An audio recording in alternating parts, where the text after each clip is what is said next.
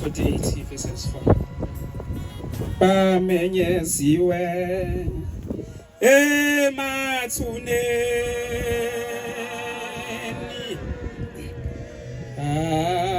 sebephumile sebabonile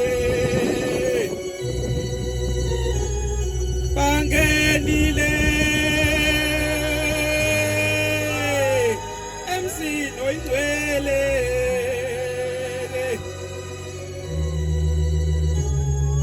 akabongwe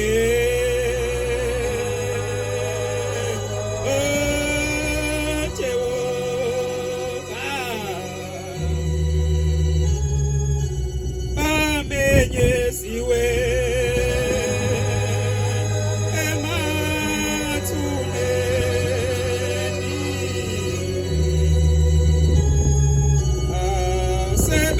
In the bank Hulu.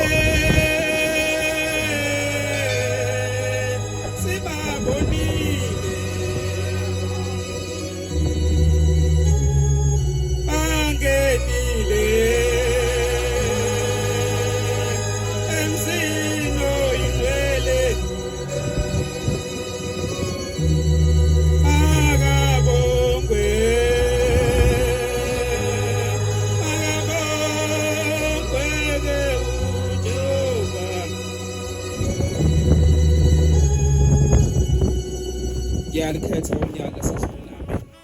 cha abantwana basezulwini ngishawa uvalo ngibona ngathi ngihambe ngime emavisi nje uvalo ngaphekwa ngiyacela ukuthi ngabe imuntu indaba nje iyodwa mase ngihlala phansi ngiyakuthanda leli vesi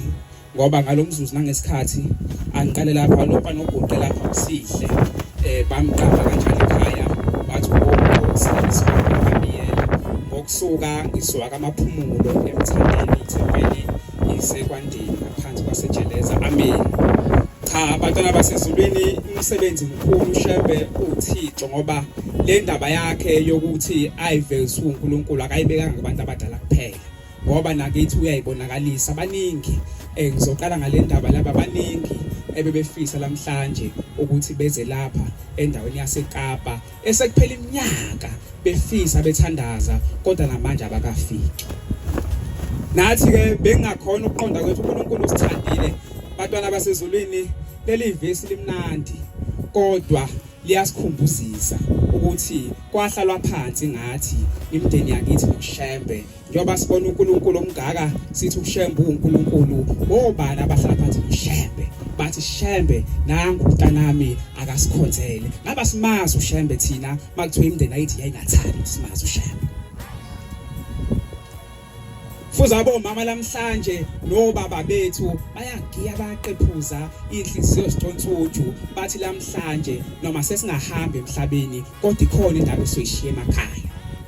Luthi mase livula leli vesi uma kuusuku lesabatha ngokuthi uNkulunkulu ngosuku lesabatha uthi konke kuyavalwa uthi ngisho ikhokho siyavalwa mase bayakhishwa emndeni yakithi emajele uma sebemenyezwa lamhlanje mase bayajabula behleke bathi nanti indaba uthi lamhlanje abantwana bethu baseduze kwaShembe bazosicelela ukuthi siphume emajele. Indaba iyodwa ngihlala phansi eminyakeni emibili edlule ngoba kuyangifikela nje ukuthi mangamavisa nje kumele ukukhuluma ngoba uNkulunkulu unyazi mhlawumbe uyongibopha ngomhla uphela ngoba ngiyakhumbula enye imini lapha ekhaya ngabiyela khona umfwethu omzala kimi ebesihamba naye kakhulu sihamba naye umgidi sihamba naye olala nathi yonke lento sikhula nje ndawonye uthi kodwa ebehlala yedwa lapha ekhaya ezantsi ekhaya elikhulu leli ekhaya elikhulu bekhona inkinga ekhona inkinga yayikhona bekhona ilwane egcekeni uthi mabephe ukudla ngo6 ntambama uyoshaya o10 sekubolile ekusuka ugidagida izinto abalali ekusuka labantu uma ephuma endlini encane uthi kuba nokusaba ukuba athi kushwaqa ikhanda sahamba isikhathi wahamba malunga bayosebenza lapha ekhaya ezantsi uanti wahamba wayemzini wakhe wasesala yedwa umzala uphila mayesala yedwa kwafika isikhathi ngisekhaya phezulu masiyophathisa ezantsi siyekene ezantsi kodwa wasefika isikhathi uNkulunkulu ngoba uNkulunkulu nemndeni bayesebehlelile sebehlelile wabe sesimfowethu ngathi bafo wathi ngiyacela mangenzeka mfowethu ukuthi ngoba ngidlala ngedwe ezantsi futhi ngiyabona ukuthi mawufuna ukuphasa imphathela lapha ekhaya ngicela mfowethu ngiyacela leli isonto leli uzongilalisa washo kanjena. Hawu mase ngithi mfowethu ngizocela ngiyocela gogo ngoba ngikhuliswa ugogo mina umama wangishiya mhlawumbe ngazafuna grade 5 ngasingincela ngathi gogo wathi mzulu wathi ngiyacela umfowethu ungicela ukuthi ahambe ngimlelise ezantsi ngokuhlala yedwa ngabona ukuthi uyanqaza kwathi gogo ngiyacela uyoshiye ngibuye. Mangifika lapha ekhaya ezantsi kumzala wajabula wathi mfowethu sowufikile ngathi sengifikile mfowethu ngibona ukuthi makushaya u6 mangibuye esikoleni senze inkonzo sipractice senze yonke kwaphela isikhashana ngifikile kanti kwase kufika idimoni sezomthatha umzala. Mangaphosi kwaphela insuku ezintathu ngihleli naye umzala kukhona indlu yomkhaso kwaku3 room kuyikamero lakhe kuyelami lana kuyidaningi kwango9 ebusuku ngathi mzala mfowethu ngoba ngiyavuka kusasa ngicela ukuyolala wathi kulungile mzala ukulale nenkosi nami sengiyolala ngathi kulungile kwango11 mangaphosisa isikhathi uthi umzala mayichaza uthi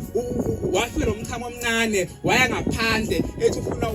ukuyochama uthi uyikhumbule vula umnyango kuphela uthi kodwa emva lapha akakhumbuli ukuthi kwenzakalani waba kumina waqhamuka sengivuse egijima ethi mzala thandaza uthi wathi thandaza umthandazo omude ngithi kwenze njani uthi thandaza ngabe sengiphuma lapha edaningi washeka phansi. Hawu mzala kwenze njani bayasheka phansi ngiyamthinta wavela wathula umzala ngathi awushaya kanti uletha lapha uNkulunkulu kwafika nyebi ngakhala ngabe sengithandaza ngasithatha ihlabalelo uma ngithanda ngibiza uShembe ngoba yikho enye inqaba esikhuliswe ngayo thina ekhaya ngaphandle kwaShembe wakhuluma indoda kumzala wathi hayi wena awakathandazi umthandazo wakho uwiki thandaza kakhulu. Ngambiza uShembe ngathi ihlabelelo ngathandaza uthi kodwa uthi lalela uthi mathuba lekile wasaba uthi lalela uthi leli demon bezolanda lomfana uthi nawe bezofethatha umphefumulo wakhe mase liyasuka liyolanda wena phezulu nivuke kusenthola ukho nalwakekho mayisechaza umzala uthi wathi elele phansi uthi wabona umphefumulo uphuma uthi waqala enyaweni uthi washiswa enyaweni wabona inyama ikhishwa uthi makusuka inyama uthi kweza umlilo uthi washisa amathambo uthi abe imvuthu uthi wathi ngicela ngiyabonga uthi ngoba uthi mawubiza uShembe kuba ngathi uyehla umlilo uthi maqala ukuthandaza wehle kodwa uma usukhathele uvele unyuke namandla. Ngambiza uShembe bangwele ngikhala ngoba kwathi la khona ngikhathela khona kwangabe u2 intatha ngisolo ngo11 ngithandaza ngazi ngithini ngoba sengibamba umzala wasuka akaphefumulo wathuma wangibamba wathi namhlanje wena sihamba nawe uthi bese lana lo mfana wabuya ngaba naye sihamba nawe ke manje. Ngambiza uShembe ngathi Shembe wena uNkulunkulu ngathandaza amafoto bakule ethi ngithatha amafoto ngambambisa wena amafoto awuthuna uthi ngizala lamafoto akho uthi adlale indima enkulu uthi ngoba umphefumulo wami uthi ngangizwe emadlebeni thwala umphefumulo wami nje kusuphumile akwazi ukuthi uzoyapi ingakho kumele ngibuye wathi thandaza kakhulu ngathanda kwathi kushaya ufona wabe sekhuluma le ndoda lena inde kakhulu ngiyifinyeza uthi lalela ke uthi yabona ke manje uthi manje kukhuluma indoda phansi uthi uthandaza kahle ngempela uthi mu5 exactly uzomvusa lo mfana uthi thandaza ke ngambiza uShembe ngathi Shembe UNyazi Lwezulu ungangilahli ngathandaza sashaya isikhathi umwazi undertaker weWrestling wavuka wahlala ngezinqe wakhala wathi ngiyabonga mzala ngathi ungabongi mina bonga uShembe sikulondaba maningi amazi inkosi msenikuzula amen. Ngithe inkosi ngicela amen. Isihlabelelo 151 ngizocela ngasabazo. Thixo yena akakhethi muntu